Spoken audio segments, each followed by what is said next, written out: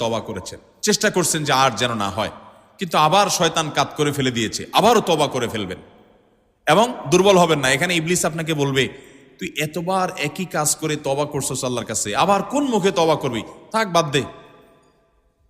আপনার তওবা থেকে দূরে সরাবে। এটা হলো শয়তানের সবচেয়ে বড় অস্ত্র। কখনো নিরাশ হওয়া যাবে না। তওবা আগের বারের চাইতে পরের বারটা আরো স্ট্রং করবেন, যে ঠিক আছে আগের বারটা তওবা আমি দুর্বল ছিল, এটাকে আরো স্ট্রং করব, চেষ্টা করবো না ইনশাআল্লাহ। তাহলে তওবা বারবার করতে হবে, বারবার করতে হবে। ভেঙে গেলে আরো শক্ত হার্ডলি তওবা করতে হবে, নিজের প্রতি নিজে শাসন চালাতে হবে। এভাবে ইনশাআল্লাহ সামনে আগাইতে হবে। ভারতবর্ষের একজন কবি বলেছেন, আরে ইয়ে কুস্তি তো হয় অমর ভর কি, কবি ও দাবালে কবি তু দাবালে। ইবলিসের সাথে তোমার এই লড়াই তো সারা জীবনের। কখনো ইবলিস তোমাকে কাত করে ফেলে দিবে, তোমার দ্বারা গুনাহ করায় ফেলবে, আবার কখনো চোখের পানি ফেলে কেঁদে কেটে আল্লাহর কাছে একান্তে।